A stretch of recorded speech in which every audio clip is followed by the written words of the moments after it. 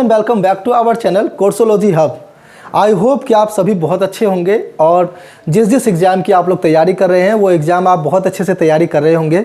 दोस्तों, कोर्सोलॉजी हब आपको पता है कि काफ़ी 2-3 महीने से वीडियो नहीं आ रही थी, जस्ट बिकॉज ऑफ कुछ फैमिली इश्यूज़ थे, कुछ प्रॉब्लम चल रही थी लाइफ में, जिसके कारण। लेकिन अब हमने एक नया सेशन स्टार्ट किया है। सेशन का नाम है डेली जो जीके की प्रैक्टिस है वो हम आपको लेकर के आएंगे। और इस जीके की प्रैक्टिस में कैसे लेके आने वाले हैं, क्या होने वाला है, हम आपको पूरा बताने वाले हैं। दोस्तों, इसमें हम क्या करने वाले हैं कि हम आपको डेली ज़्यादा बड़ा वीडियो नहीं, क्योंकि पता है सभी बच्चे जो हैं अपनी अपनी तैयारी कर रहे होते हैं, तो हम डेली आपको 20 क्वेश्चंस के जीके के प्रैक्टिस करवाएंगे।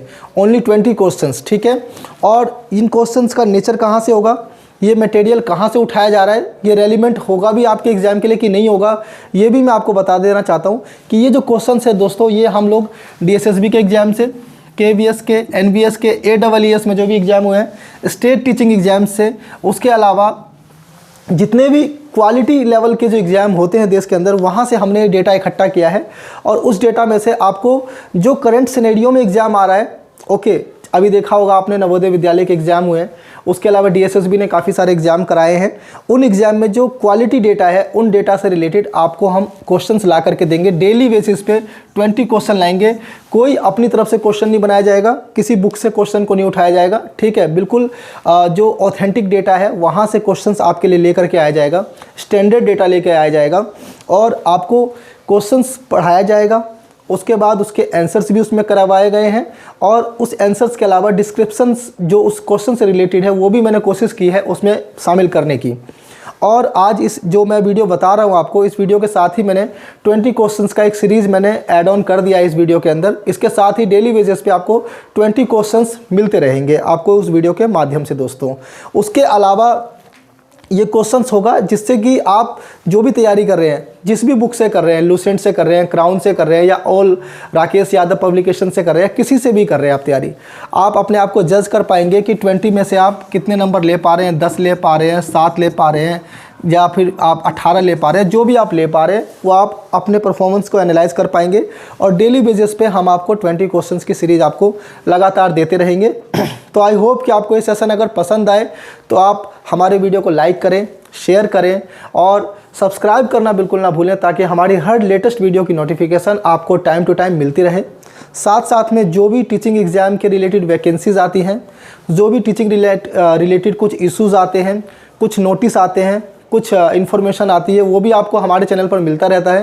तो इन तमाम जानकारियों को अपने पास एकत्रित करने के लिए, टाइम से अपडेट रहने के लिए आप हमारे चैनल को सब्सक्राइब करना बिल्कुल ना भूलें और बेल आइकन को दबाना बिल्कुल ना भूलें, ताकि हमारी हर लेटेस्ट वीडियो की नोटिफिकेशन मिलती रहे। तो चलिए अब ज़्यादा देर ना करते हुए हम लोग अब 20 क्वेश्चन की सीरीज़ के उधर चलते हैं। तो चलिए दोस्तों, स्टार्ट करते हैं आज के सेशन को और देखते हैं ये 20 क्वेश्चंस। निम्नलिखित में से कौन सा कथन सत्य है? कथन फर्स्ट, छाछ स्वाद में कड़वा और छूने में साबुन जैसा होता है। कथन सेकंड, अम्ल स्वाद में खट्टे होते हैं। पहला आंसर है ना ही फर्स्ट ना ही सेकंड। सेकंड नंबर का आंसर है केवल फर्स्ट। थर्ड नंबर है एक तथा दो दोनों। और फोर्थ नंबर का स्टेटमेंट है केवल सेकंड। तो इसका सही उत्तर जो है वो है उत्तर नंबर थर्ड, एक तथा दोनों क्षार स्वाद में कड़वे और छूने में साबुन जैसे होते हैं, ट्रू है। और दूसरा, अम्ल स्वाद में खट्टे होते हैं, ये भी ट्रू है, ठीक है। तो यानी कि आपके दोनों आंसर, ये दोनों स्टेटमेंट ठीक है। उसके हिसाब से जो आपका आंसर नंबर 3 है, एक तथा दो दोनों, ये आपका आंसर राइट होगा।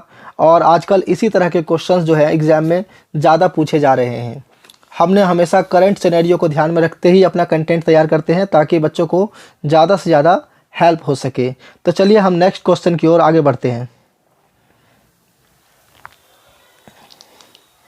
गोदावरी के द्रोणी क्षेत्र का लगभग डैश % प्रदेश में स्थित है। तो पहला आंसर है हमारा मध्य प्रदेश, दूसरा है उत्तर प्रदेश, तीसरा है महाराष्ट्र और चौथा है आंध्र प्रदेश। तो इसका सही उत्तर हो जाएगा आपका महाराष्ट्र। चलिए इसकी थोड़ी सी हम लोग डिस्क्रिप्शन के बारे में जानते हैं। गोदावरी के द्रोणी क्षेत्र का लगभग 50% महाराष्ट्र में स्थित है। यह सबसे बड़ी प्रायद्वीपीय नदी है।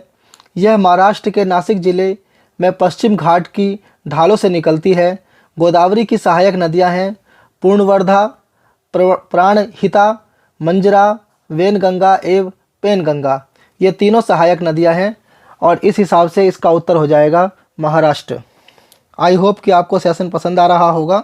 अगर सेशन पसंद आ रहा हो तो आप इसे लाइक शेयर करना ना भूलें। क्वेश्चन नंबर 3 हमारे सामने है। डैश को भगत सिंह और बीके दत्त ने केंद्रीय विधानसभा में बम फेंका था। चलिए ऑप्शंस देखते हैं। 8 मई 1929, 8 अप्रैल 1929, 8 जून 1929 और चौथा ऑप्शन है 8 मार्च 1929। तो इसका सही उत्तर आप बताइए क्या होगा। तो इसका सही उत्तर है 8 अप्रैल 1929 को भगत सिंह और बीके दत्त ने केंद्रीय विधानसभा में बम फेंका। उनका बम फेंकने का मुख्य उद्देश्य सोई हुई अंग्रेजी सरकार को जगाना था। तो सही उत्तर क्या होगा दोस्तों इसका? 8 अप्रैल 1929। सेकेंड नंबर का ऑप्शन आपका सही है। चलिए नेक्स्ट आगे चलते हैं हम लोग। क्वेश्चन नंबर 4, पल्लवों की राजधानी कौन सा शहर था? बहुत इंपॉर्टेंट क्वेश्चन है, कई बार डीएसएसबी में ये क्वेश्चन रिपीट हुआ है। Number 1 Takshashila, number 2 Pataliputra, number 3 Aihole और नंबर 4 कांचीपुरम। तो इसका सही आंसर होगा कांचीपुरम। पल्लवों की राजधानी शहर कांचीपुरम थी। 4वीं शताब्दी में इसे कांचीपुरम राज्य में स्थापित किया गया और बोधि धर्मा इसी राजवंश का था जिसने ध्यान योग का चीन में प्रचार प्रसार किया था। नेक्स्ट क्वेश्चन की ओर बढ़ते हैं दोस्तों हम लोग। हमारा क्वेश्चन नंबर 5 है, स्मारक राज्य का निम्नलिखित में से कौन सा युग्म सही है? यानी कि आपको ये बताना है कि कौन सी जगह सही है। पहला स्टेटमेंट देखते हैं, मरियम उज जवानी का मकबरा उत्तर प्रदेश। और दूसरा स्टेटमेंट है फ्रेंच वॉर मेमोरियल गोवा। आपको बताना है कि कौन सा आंसर इसमें सही है। फर्स्ट ना ही 1 ना ही 2, सेकंड केवल 1, थर्ड 1 तथा 2 दोनों, एंड फोर्थ केवल 2। तो आपको इसका सही उत्तर बताना है दोस्तों। इसका सही उत्तर है सेकेंड नंबर ऑप्शन केवल 1। चलिए इसके बारे में थोड़ा सा जानते हैं। यानी कि मरियम उन जवानी का जो मकबरा है वो उत्तर प्रदेश में है, जबकि फ्रेंच वॉर मेमोरियल जो है ये गोवा में नहीं है। ये कहाँ पर है? तो ये है आपका पौंडीचेरी के पास। मरियम उन जवानी का मकबरा उत्तर प्रदेश में ही स्थित है, जबकि फ्रेंच वॉर मेमोरियल पुदुचेरी में स्थित है, जो फ्रांसीसी भारत के निवासियों को समर्पित एक युद्ध स्मारक है जो प्रथम विश्व युद्ध के दौरान देश के लिए शहीद हुए थे। आई होप कि आपको सेशन अच्छा लग रहा होगा। चलिए नेक्स्ट क्वेश्चन के ऊपर बढ़ते हैं हम लोग। नेक्स्ट क्वेश्चन है हमारा, भारतीय संविधान का कौन सा भाग संघ राज्य क्षेत्र से संबंधित है? ऑप्शन है नंबर 1 7वां भाग, नंबर 2 9वां भाग, नंबर 3 10वां भाग और नंबर 4 8वां भाग। तो आपको इसका आंसर बताना है। इसका सही उत्तर जो है दोस्तों वो है नंबर 4 8वां भाग। भारतीय संविधान का भाग 8 अनुच्छेद 239 से लेकर के 242 संघ राज्य क्षेत्र से संबंधित है। संघ राज्य क्षेत्र को अंग्रेजी में यूनियन टेरिटरीज भी कहा जाता है। चलिए आगे चलते हैं, नेक्स्ट क्वेश्चन को देखते हैं हम लोग। अगला क्वेश्चन है, बहुत ही आसान है, काफ़ी सारे बच्चे इसका आंसर दे देंगे। 1526 में पानीपत में इब्राहिम लोदी को किसने हराया था? Number 1 Akbar, number 2 Humayun, number 3 Jahangir और नंबर 4 बाबर। इसका सही उत्तर आपको देना है। तो इसका सही उत्तर आप लोग बताइए क्या होगा? तो इसका सही उत्तर है बाबर। इसका डिस्क्रिप्शन में बताता हूँ कि पानीपत का प्रथम युद्ध अप्रैल 1526 में पानीपत के निकट बाबर और दिल्ली के लोदी वंश के सुल्तान इब्राहिम लोदी के बीच लड़ा गया था।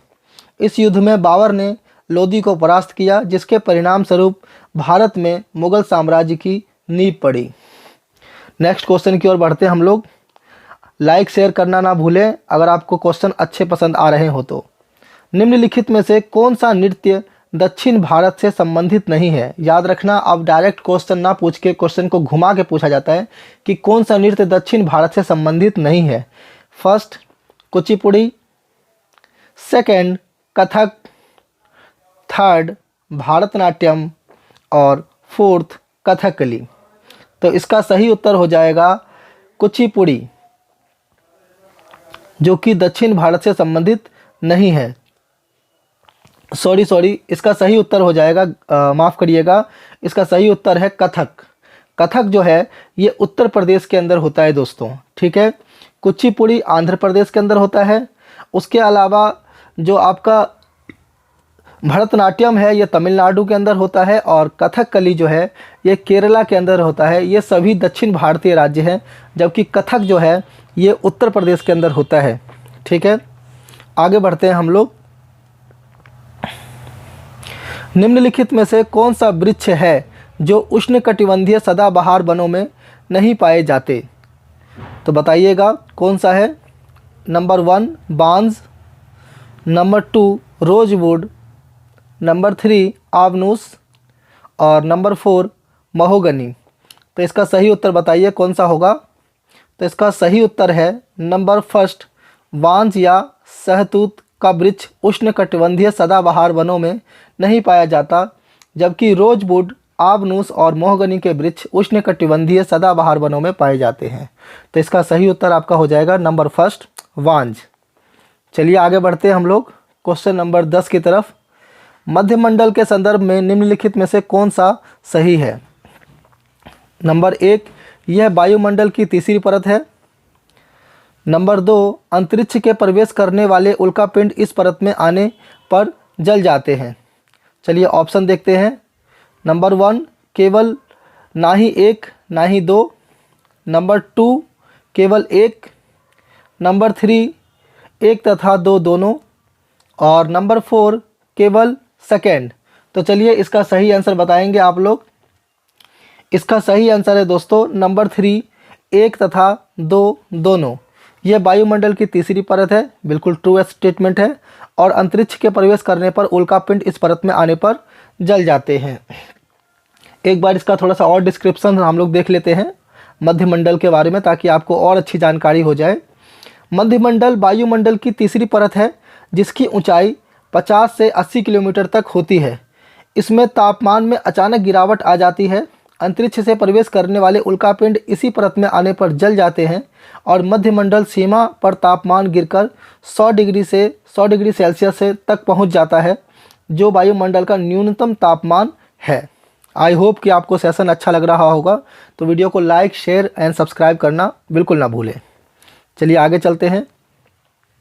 एक तत्व की परमाणु संख्या डैश की संख्या के बराबर होती है।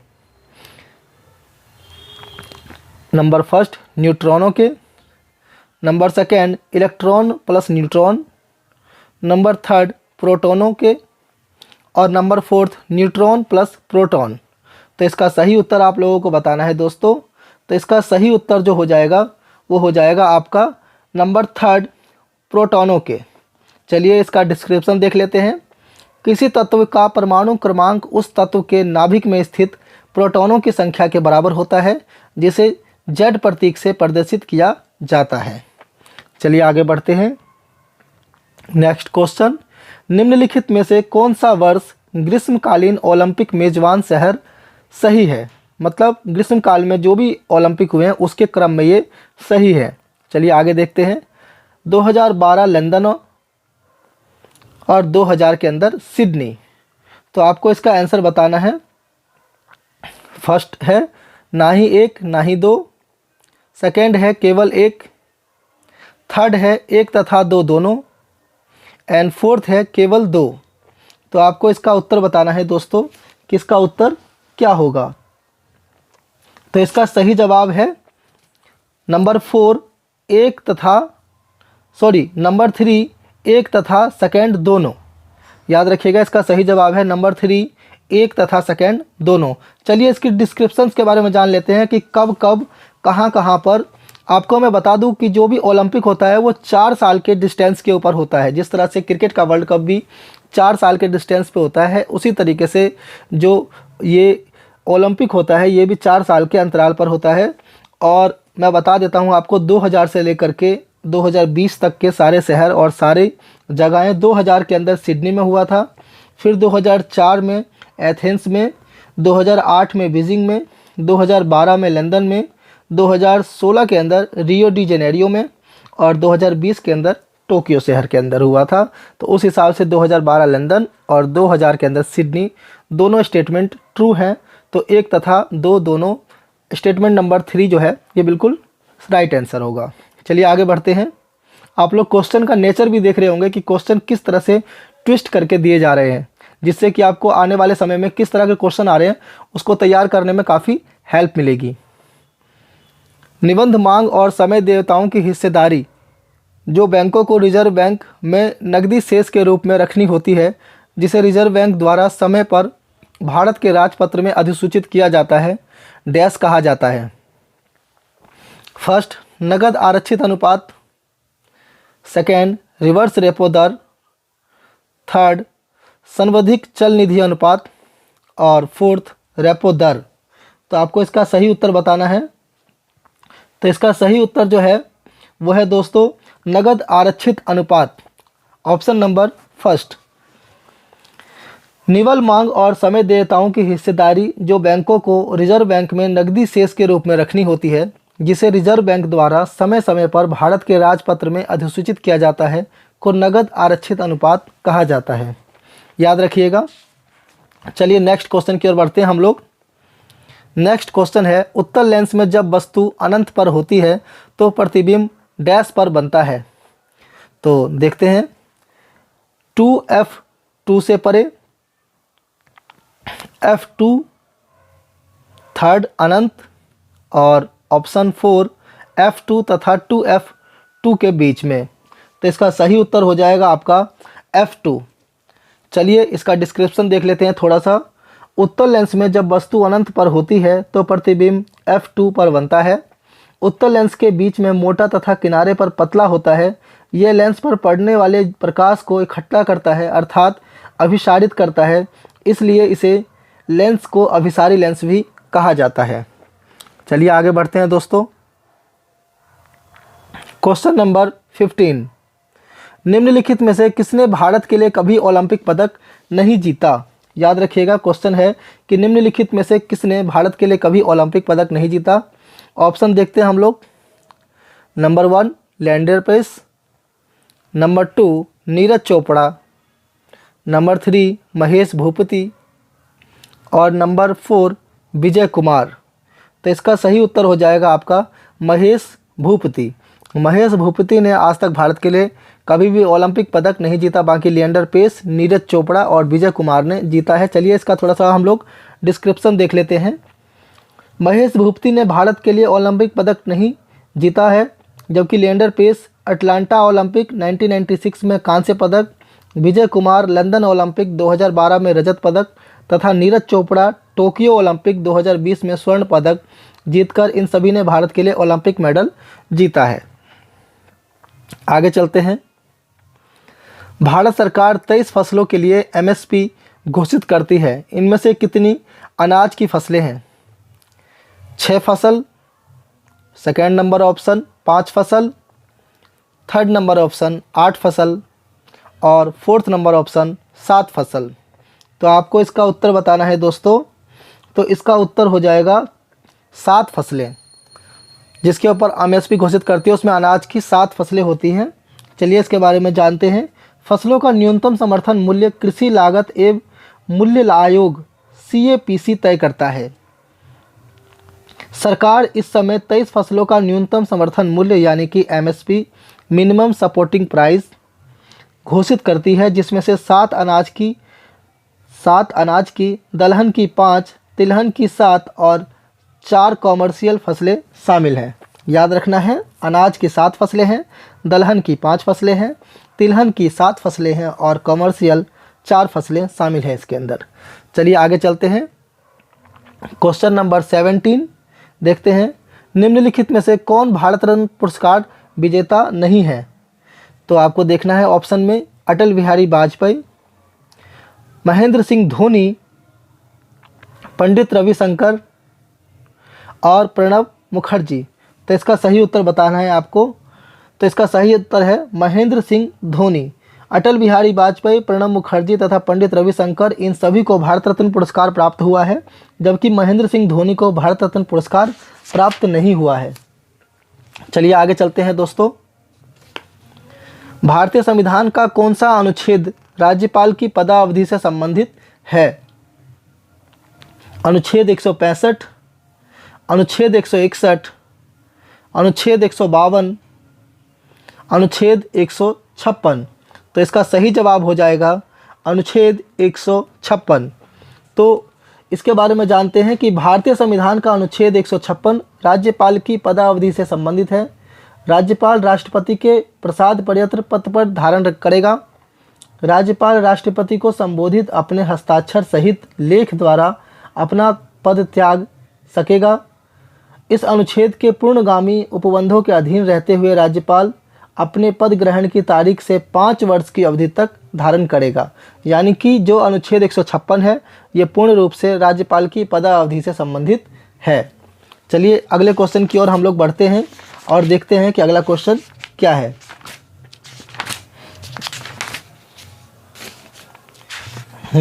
अगला क्वेश्चन है हमारा, निम्नलिखित में से कौन सा कथन सही है? खादर मृदा बांगर मृदा से ज़्यादा उपजाऊ होती है। स्टेटमेंट नंबर 2, संपूर्ण उत्तरी मैदान जलोढ़ मृदा से बना है।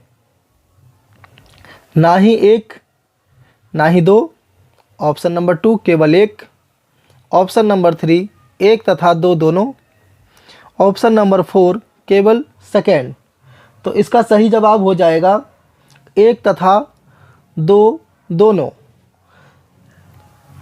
खादर मृदा बांगर मृदा से ज़्यादा उपजाऊ होती है, स्टेटमेंट ट्रू है। और संपूर्ण उत्तरी मैदान जलोढ़ मृदा से बना है, ये भी स्टेटमेंट जो है ये ट्रू है। चलिए आगे चलते हैं दोस्तों। प्रार्थना समाज डैश में स्थापित किया गया था। ऑप्शन देखते हैं 1864। Option number 2 1867। ऑप्शन नंबर 3 1882 और ऑप्शन नंबर 4 1888। तो इसका सही जवाब हो जाएगा 1867 1867। चलिए इसके डिस्क्रिप्शन को देखते हैं थोड़ा सा। प्रार्थना समाज की स्थापना आत्माराम पांडुरंग तथा गोविंद रनाल्डे ने मुंबई में 31 मार्च 1867 को की थी। यह भारतीय नवजागरण के दौर में धार्मिक और सामाजिक सुधारों के लिए स्थापित किया गया था। प्रार्थना समाज ने रोनाल्डो के नेतृत्व में जाति तथा बाल विवाह, मूर्ति पूजा तथा हिंदू समाज की अन्य कुरीतियों के विरुद्ध आंदोलन किया था। तो आई होप कि आप लोगों को ये सेशन 20 क्वेश्चन का सीरीज़ आप लोगों को बहुत अच्छा लगा होगा और काफ़ी पसंद आया होगा। इसी तरीके से 20 क्वेश्चन के सीरीज़ हम लोग लगातार चलाते रहेंगे और आप लोगों के बीच में डेली बेसिस पे कोशिश करेंगे कि 20 क्वेश्चन आपको लेके आते रहें, ताकि आपकी लगातार परफॉर्मेंस रिव्यू होती रहे। DSSB को लेकर के and all other teaching exam को लेकर के आपकी परफॉर्मेंस रिव्यू होती रहे। तो जिन लोगों को भी हमारा काम अच्छा लगा हो वो लोग हमारे चैनल को लाइक कर दें, शेयर कर लें और सब्सक्राइब करना बिल्कुल ना भूलें। बेल आइकन को दबा दें ताकि हमारी हर लेटेस्ट वीडियो की नोटिफिकेशन आपको टाइम पे मिलती रहे। चलिए मिलते हैं दोस्तों नेक्स्ट वीडियो में। तब तक अपना ध्यान रखिए, अपनी तैयारी को कंटिन्यू करते रहिए। धन्यवाद।